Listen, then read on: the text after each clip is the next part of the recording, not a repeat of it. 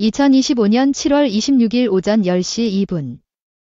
서울 송파구에 위치한 대한배구협회 기자회견장. 형광조끼를 입은 스태프들이 분주히 움직이고 있었지만 공기 중에는 팽팽한 긴장감이 가득했다. 플래시가 번쩍이며 카메라 셔터 소리가 눈보라처럼 쏟아졌고 기자들의 숨죽인 시선은 무대 중앙으로 쏠렸다. 짙은 남색 정장을 입은 오한남 회장이 마이크 앞에 서는 순간 숨소리조차 생중계되는 듯한 정적이 흐르기 시작했다.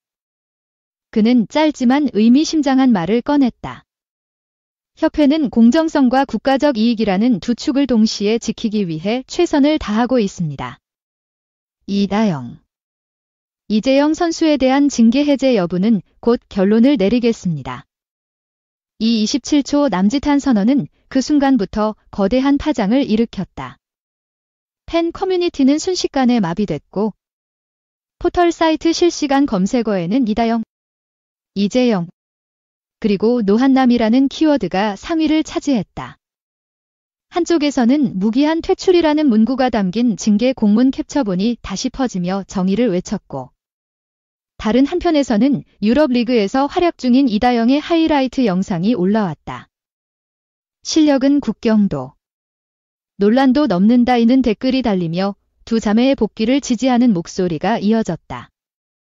포털 댓글창은 삽시간의 복귀 찬성과 징계 유지로 양분됐고 SNS 타임라인은 뉴스링크와 팬들의 의견, 비난과 옹호가 뒤엉켜 혼란스러웠다.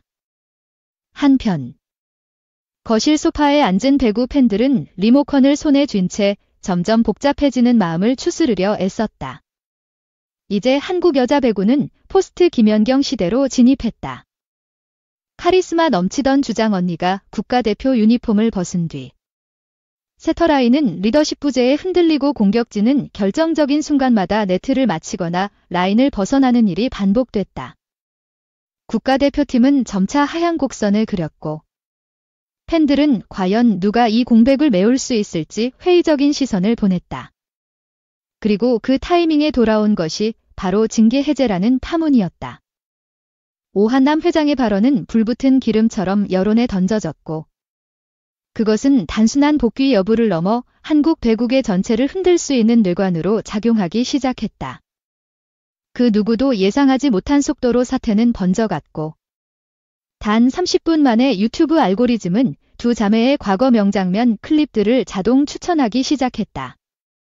배구 팬들의 감정도 이성과 충성심 사이에서 요동쳤다. 어떤 이는 실력이 최고다. 기회는 누구에게나 공평해야 한다고 외쳤고 또 어떤 이는 사과도 없었는데 무슨 복권이냐며 분노했다. 대한민국의 스포츠계. 그 중에서도 배구계는 이제 선택의 갈림길에 서게 되었다. 한쪽은 실력이라는 명분을 들이밀며 복귀를 지지하고 다른 한쪽은 과거의 상처를 언급하며 단호한 그 중간 지점에 서 있는 것은 다름 아닌 대한배구협회와 오한남 회장이었다. 단 27초의 발표였지만 그 안에는 수많은 이해관계와 감정 그리고 무엇보다 무게감 있는 질문 하나가 숨겨져 있었다. 과연 이 복권은 정의인가? 아니면 실용주의의 타협인가? 이 질문은 이제 팬들뿐 아니라 미디어, 학부모 단체, 피해자 측, 그리고 스폰서 기업들까지도 함께 고민해야 할 시대적 이슈가 되었다. 그러나 이건 단지 시작에 불과했다. 대표팀의 현재 상황은 생각보다 심각하다.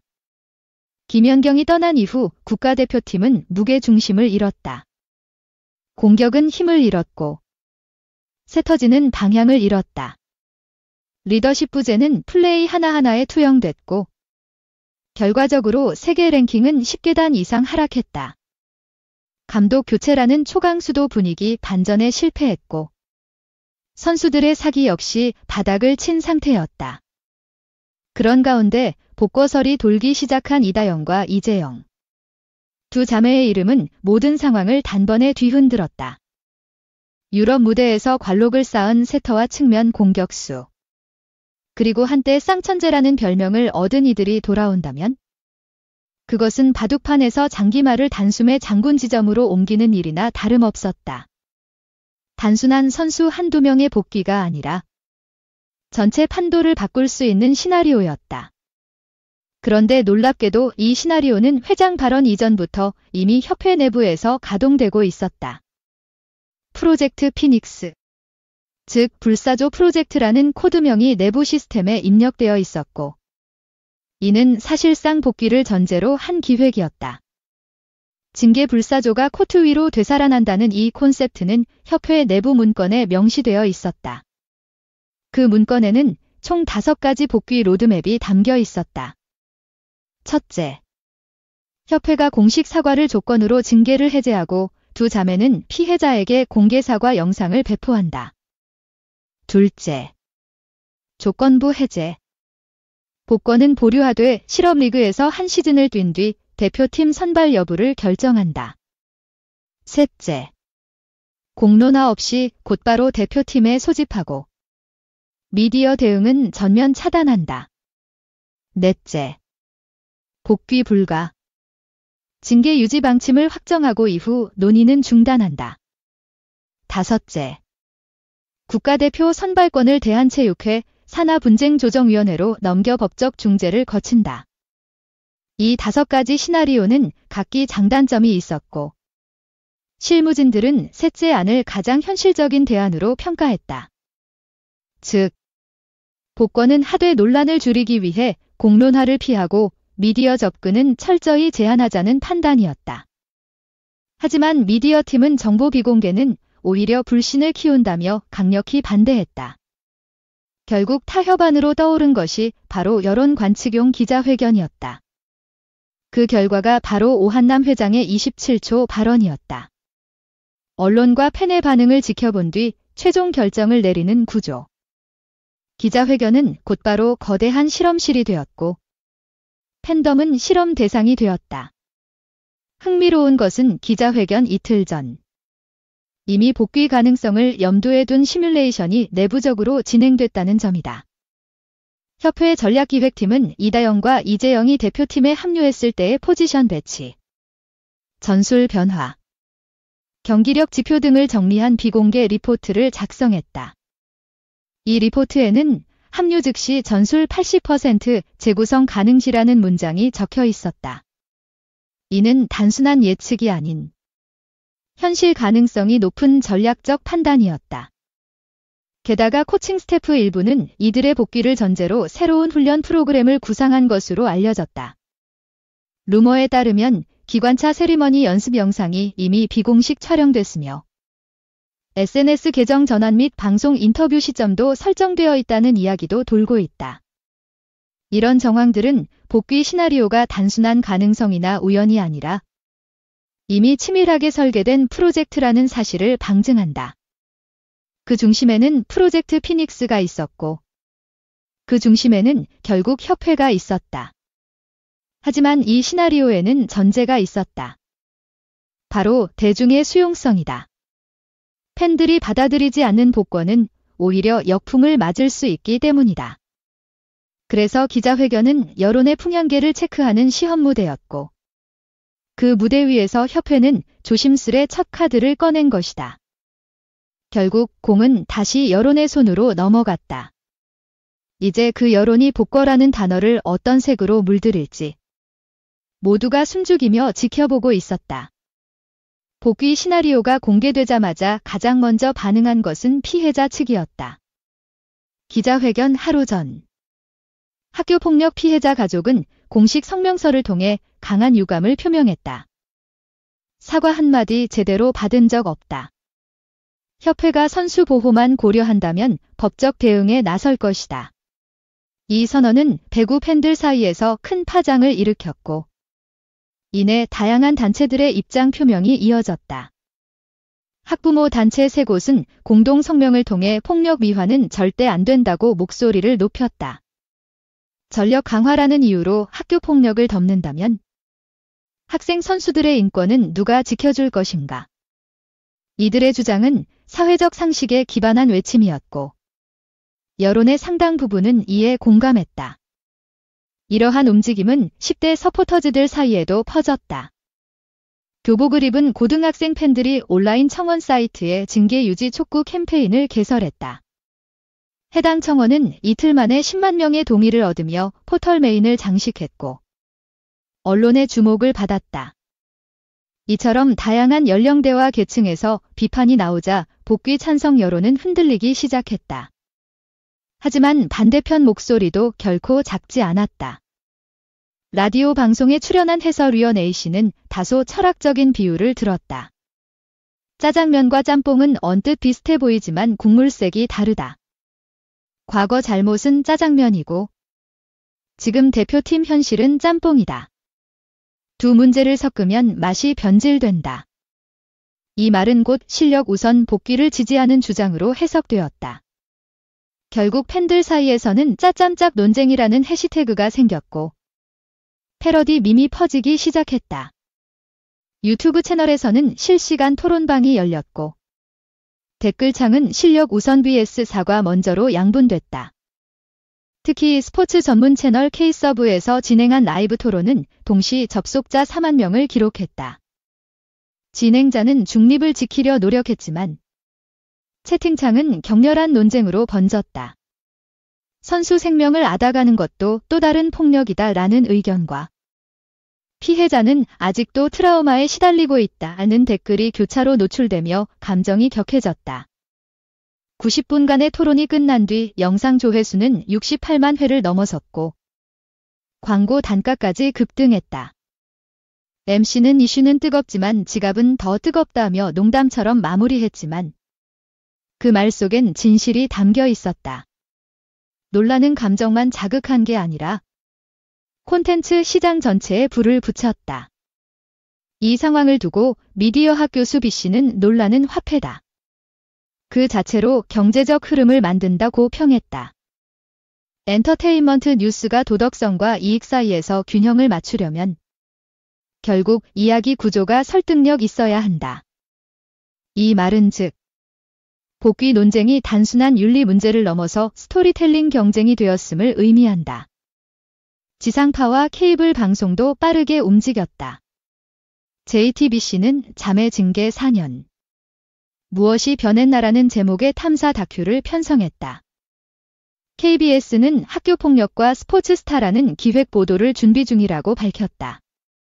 JTBC 제작진은 유럽 현지 팀 숙소까지 직접 방문하여 4K 드론으로 선수들의 일상을 촬영했다. 인터뷰는 배제하고 대신 무언의 클로즈업으로 표정과 분위기를 담아내겠다는 계획이었다. 말보다 행동.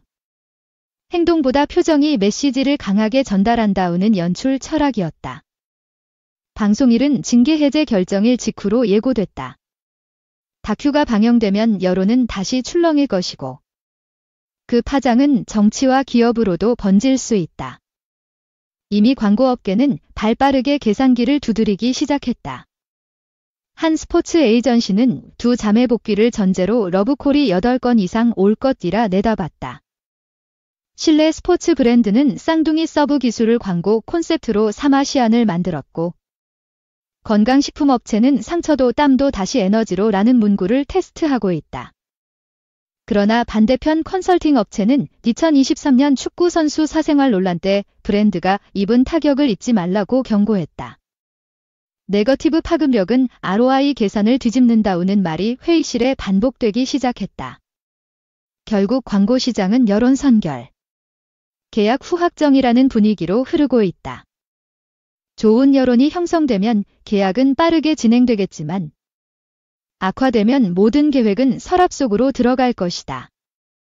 이처럼 논란은 미디어와 광고, 팬덤을 넘어 배구계 전체의 흐름을 좌우하는 핵심 이슈가 되었다. 하지만 정작 논란의 중심에 있는 두 자매는 침묵을 지키고 있었다. 이다영은 루마니아 리그로 이적한 직후 SNS 하이라이트 영상을 지속적으로 올리다 지난달 갑작스럽게 굿바이 소셜을 선언하고 계정을 비공개로 전환했다. 이재영 역시 개인 유튜브 채널에 업로드하던 일상 브이로그를 중단한 상태였다. 측근에 따르면 에이전시 측에서 협회 발표 전까지 잡음을 줄이자우는 조언을 했다고 전해진다. 그러나 침묵은 오히려 더 많은 소문을 낳았다.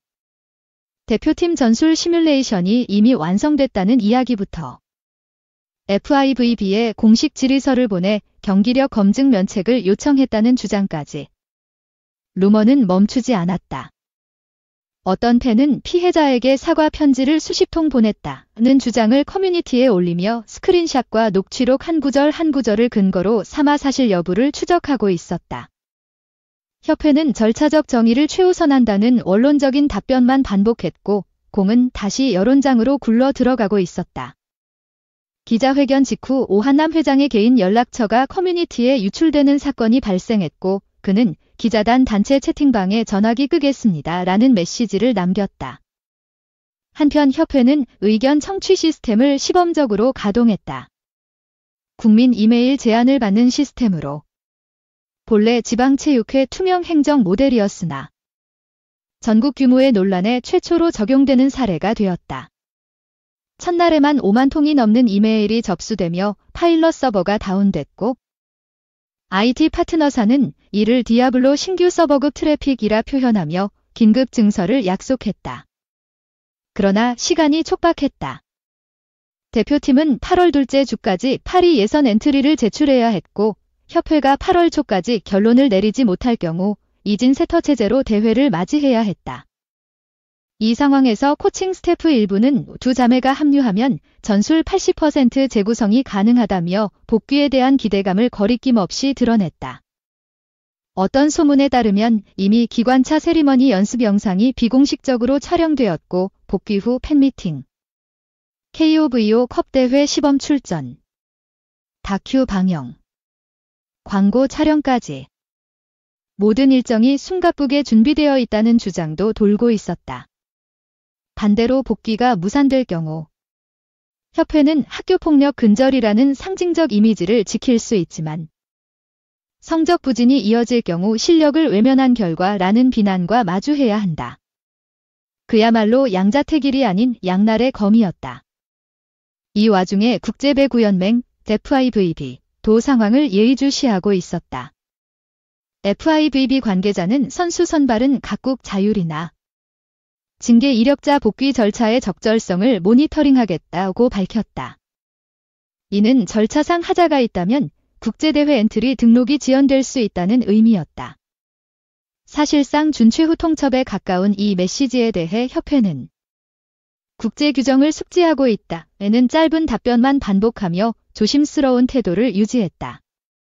그러나 팬들은 이를 FIVB 눈치 보기라는 해석으로 받아들였다.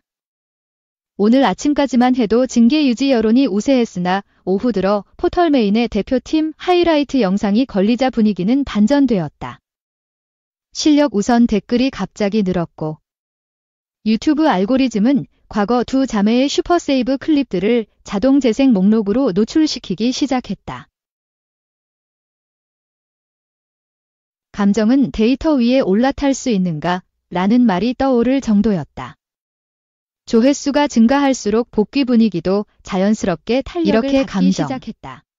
여론, 알고리즘, 규정, 정치, 상업, 모든 것이 복잡하게 얽히며 하나의 결정을 내리는데 필요한 정보는 넘쳐나지만 정답은 오히려 희미해지고 있었다. 사실 이번 논란에서 가장 복잡한 요소는 화해였다. 두 자매는 과거에도 공개 사과를 시도한 적이 있었고 물리적 보상도 일부 시도했다고 알려졌다. 그러나 피해자 측은 진정성이 느껴지지 않았다며 이를 거부했고 상황은 교착 상태에 빠졌다. 협회가 복귀를 허용하려면 반드시 새로운 기준이 필요했다. 그것은 단순한 사과가 아니라 실질적인 치유 과정을 증명할 수 있는 구조였다.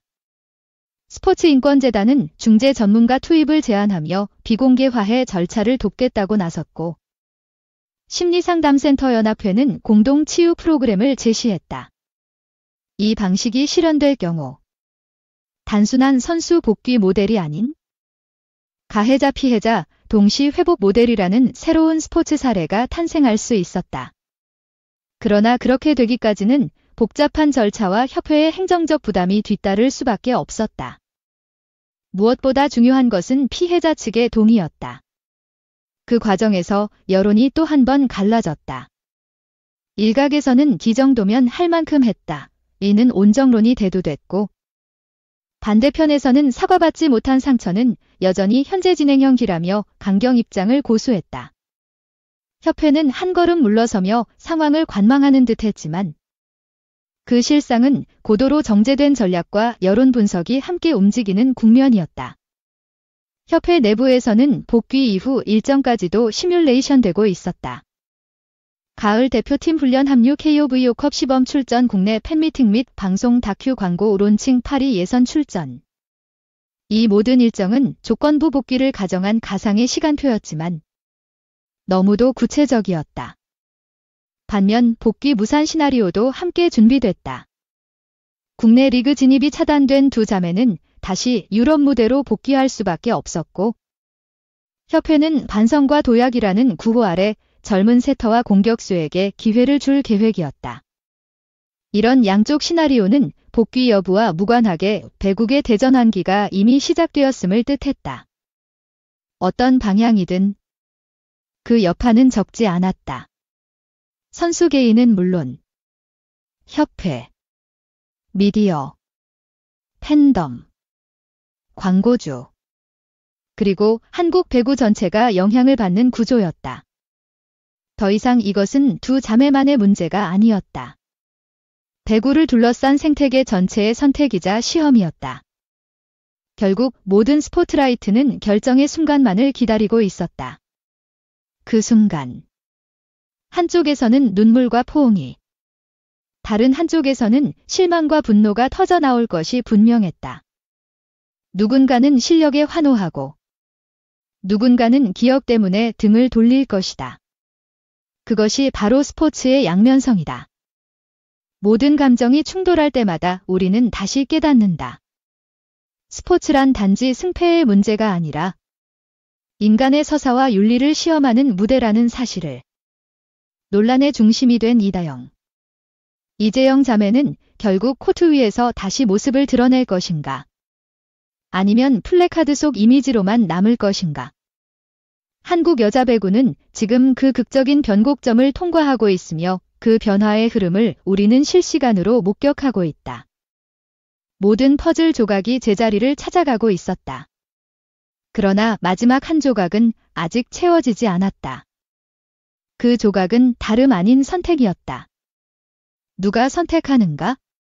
협회인가? 팬인가? 피해자인가?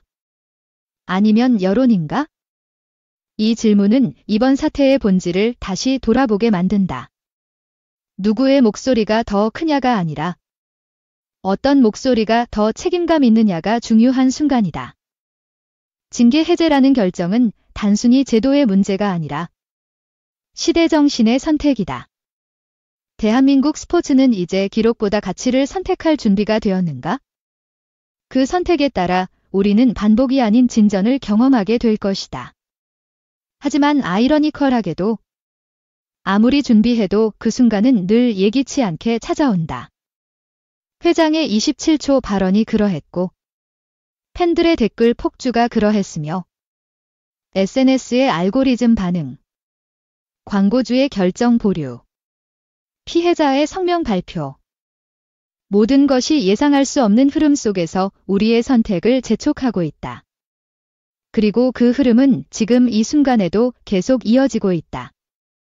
이제 남은 건 단 하나다. 정말로 우리는 바뀔 준비가 되어 있는가? 선수를 용서할 준비가 되어 있는가? 그렇다면 왜? 무엇을 기준으로? 어떻게 용서할 것인가? 만약 아니다면 그 또한 무엇을 지키기 위한 결단인가? 질문은 많지만 답은 단 하나다. 진심이 있어야 한다. 사과든 복귀든 판단이든 거부든 그 모든 것에는 진심이 전제되어야 한다. 그래야만 팬은 이해할 수 있고 피해자는 치유될 수 있으며 배구는 다시 뛸 수 있다. 진심 없는 결정은 어떤 방식으로든 다시 폭발한다.